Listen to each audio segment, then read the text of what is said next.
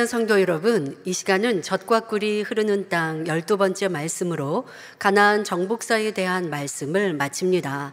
이스라엘은 여호수아와 함께 가나안을 정복했으며 모든 지파의 기업도 다 분배되었지요. 이제 그 땅에 남아있는 가나안 거민들을 완전히 몰아내고 온전히 자신들의 기업으로 확보하는 일만 남았습니다. 그런데 이 일은 믿음의 장수 여호수아가 앞장서서 해주는 것이 아니며 여호수아의 믿음으로 이루어지는 일도 아닙니다. 각 지파가 분배받은 땅은 그들 각자의 믿음으로 취해야 합니다. 각 지파들이 치러야 할 싸움이 남아있는 것이지요. 자, 오늘은 지난 시간에 이어서 각 지파들이 기업을 취해 나가는 과정과 그 결과를 대략적으로 살펴보고 가나안 정복사를 마무리 짓도록 하겠습니다. 사랑하는 성도님들은 오늘 말씀을 또 모든 말씀을 온전히 양식 삼음으로 믿음과 생명으로 삼아 여호수아와 갈렙처럼 젖과 꿀이 흐르는 가나안 땅을 정복하실 수 있기를 바랍니다. 또한 하나님께서 여러분 각자에게 주신 축복의 약속을 반드시 열매로 거두시기를 주님의 이름으로 축원합니다. 사랑하는 성도 여러분, 가나안 땅을 분배받은 각 지파들은 각자의 믿음과 능력대로 자신들의 기업을 침노하기 시작했습니다. 그러는 동안 많은 세월이 흘렀고 아직 모든 기업을 다 취하지는 못한 상황에서 여호수아는 자신이 이 땅을 떠날 때가 되었음을 알았습니다. 이에 여호수아는 이스라엘 백성들에게 다시 한번 하나님의 약속을 상기시키며 믿음으로 행할 것을 다짐시킬 필요성을 느꼈지요. 지난 시간에 요셉 지파의 행함을 살펴본 대로 이스라엘 전체의 믿음은 아직 안심할 수 있는 수준이 아니었습니다. 아직 여호수아가 살아있는 동안은 그들이 믿음을 가지도록 계속 가르칠 수도 있고 혹시 범죄하면 돌이키도록 책망할 수도 있지요. 그러나 여호수아가 죽고 나면 과연 그들이 신실하게 하나님만 섬기고 순종하여 가나안을 취해 나갈 것인지는 확신할 수가 없었습니다. 먼저 여호수아는 온 이스라엘의 장로들과 두령들, 재판장들과 유사들을 불러다가 유언을 남겼습니다. 여호수아 23장 6절부터 8절에 그러므로 너희는 크게 힘써 모세의 율법책에 기록된 것을 다 지켜 행하라. 그것을 떠나 좌로나 우로나 치우치지 말라. 너희 중에 남아있는 이 나라들 중에 가지 말라. 그 신들의 이름을 부르지 말라. 그것을 가리켜 맹세하지 말라. 또 그것을 섬겨서 그것에게 절하지 말라. 오직 너희 하나님 여호와를 친근히 하기를 오늘날까지 행한 것 같이 하라 말씀하십니다. 유언을 요약하면 하나님 여호와를 가까이 하며 사랑하기를 변함없이 하라는 내용입니다. 앞으로도 이스라엘이 하나님을 사랑하고 가까이 하며 열심으로 하나님의 계명을 지키면 하나님께서는 모든 가나안 땅을 이스라엘에게 주시리라 약속하셨지요. 여호수아는 이와 같은 교훈을 머리된 사람들에게 베풀고 그 다음에는 온 백성들을 하나님 앞에 모았습니다. 그리고 장엄한 결단의 시간을 가졌습니다. 먼저 이스라엘의 하나님 여호와는 아브라함에게 주신 약속을 지금까지 이루신 신실하신 분이요 강대한 애굽과 가나안 7 족속을 물리치신 권능의 하나님이심을 백성들에게 상기시켰습니다. 그리고 백성들에게 정녕 하나님을 섬길 것인지 우상을 섬길 것인지 스스로 선택하라 합니다. 그리고는 여호수아 24장 15절 후반절에 오직 나와 내 집은 여호와를 섬기겠노라 하며 여호수아는 다른 누구와도 상관없이 오직 여호와를 섬기겠다는 확고한 선언을 합니다. 이에 이스라엘 백성들 역시 망설이지 않았습니다. 여호수아 24장 18절 후반절에 우리도 여호와를 섬기리니 그는 우리 하나님이심이니이다 하여 즉각 하나님께 대한 신앙을 고백하지요. 여호수아는 거듭거듭 그들의 언약을 확인하였습니다. 그 후에 그들이 하나님을 섬기기 위해 지켜야 할 계명들을 다시 한번 가르치고 그들을 돌려보냅니다. 그리고는 110세의 나이로 뜨거운 열정과 믿음의 삶을 조용히 마감했지요. 사랑하는 성도 여러분, 노장 여호수아가 유언을 남기고 죽은 후에도 가나안 정복은 계속 진행되어야 했습니다. 그러나 여호수아가 없는 이스라엘은 안타깝게도 오래지 않아 여기저기서 믿음의 허점을 드러내기 시작합니다. 가나안 거민들을 완전히 몰아내라는 하나님의 명령을 온전히 준행하지 못한 것입니다. 지난 시간에 살펴본 대로 믿음을 내보이지 못하고 두려움의 말을 했던 요셉 자손들은 결국 가나안 거민들을 다 몰아내지 못했지요. 만약 요셉 족속이 우리 여호와 하나님이 함께 하시면 철병거가 아니라 무엇이 있다 해도 문제가 되지 않는다라고 믿고 고백했으면 결과는 달라졌을 것입니다. 계속하여 다른 지파 스불론과 아셀, 납달리, 단 지파도 가나안 사람들을 온전히 쫓아내지 못했습니다.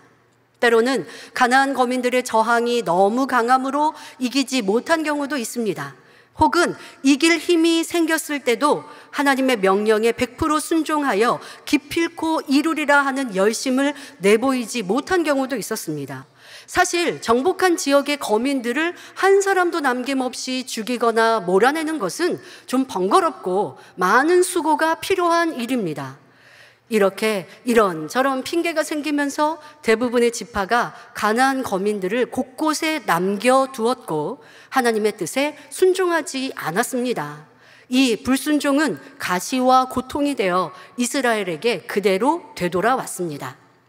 아무리 강한 적군이라도 이스라엘이 믿음만 내보였다면 분명히 하나님께서 역사하셨을 것입니다. 하나님께서는 하나님의 백성 이스라엘이 이방 족속들과 섞여 살기를 결코 원치 않으셨습니다. 우상을 숭배하는 이방인들과 섞여 살면 이방의 문화를 접하게 되고 그들과 서로 결혼함으로 친밀한 관계를 맺게 됩니다. 그러면 이스라엘도 우상 숭배에 미혹되어 하나님을 멀리하게 되는 것입니다. 실제로 여호수아가 죽고 가나안 정복 전쟁을 직접 체험했던 사람들이 죽어 신실하신 하나님을 기억하지 못하게 되자 하나님께서 염려하신 일들이 그대로 일어나게 됩니다. 이스라엘은 근처의 이방 족속들과 친근히 하여 서로 결혼하기도 하고 그들의 우상을 받아들여 섬기기 시작했습니다.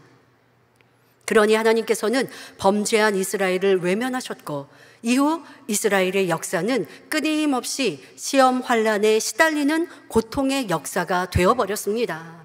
성도 여러분, 온전히 순종하지 못한 이스라엘 중에서도 가장 비극적인 것은 단 지파의 경우입니다.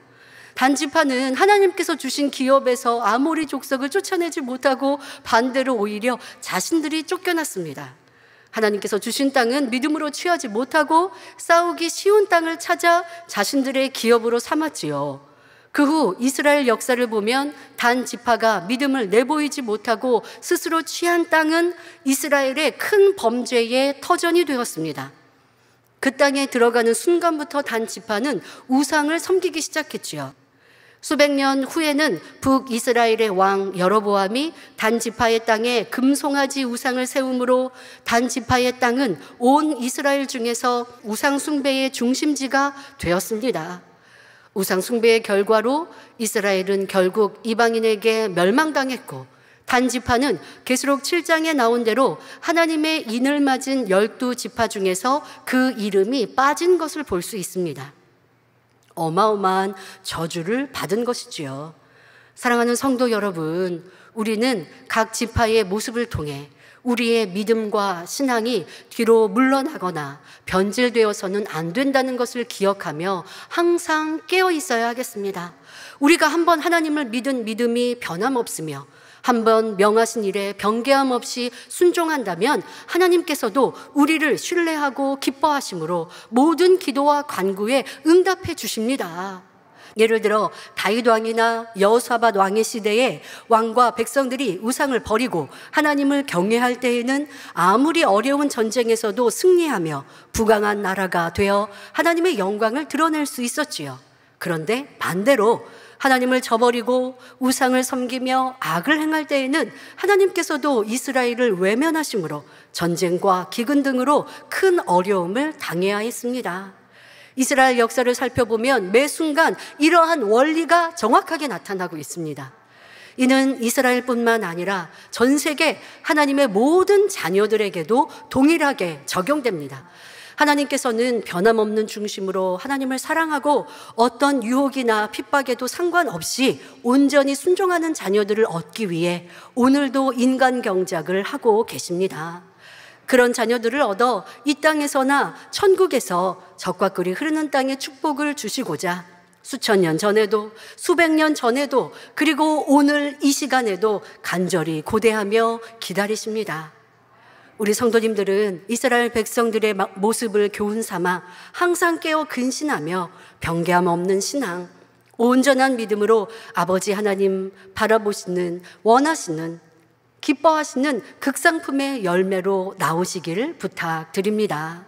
결론을 말씀드립니다. 사랑하는 성도 여러분, 아브라함에게 축복의 약속을 주시고 그 약속을 신실하게 이루신 하나님께서는 오늘날 우리에게도 많은 약속들을 주셨습니다. 성결의 복음으로 세계를 이루고 하나님께 영광 돌릴 대성전을 이루며 많은 성도들이 온영으로 변화되어 거룩한 성 새 예루살렘에 들어가리라 약속해 주셨지요. 성도 여러분, 지금 우리가 처해 있는 상황 역시 이 약속을 성취하는 하나의 과정입니다. 그러므로 우리는 현재의 시간을 낙심하여 주저앉아 있거나 방관하여 멈춰 있는 것이 아니라 이제까지 보고 체험한 만민의 하나님을 의지하여 더욱 힘차게 달려가야 하겠습니다. 뜨거운 마음으로 기도하고 말씀을 무장하여 신속히 신부단장을 마쳐야 하고요. 그렇게 변화된 우리를 통해 하나님께서는 세계 선교와 대성전의 사명을 다 이루게 하실 것입니다. 그 모든 사명을 이루는 여러분에게 하나님께서 항상 젖과 꿀이 흐르는 축복으로 함께 하시며 마침내 영광의 새 예루살렘에 입성하게 하시기를 주님의 이름으로 축원합니다.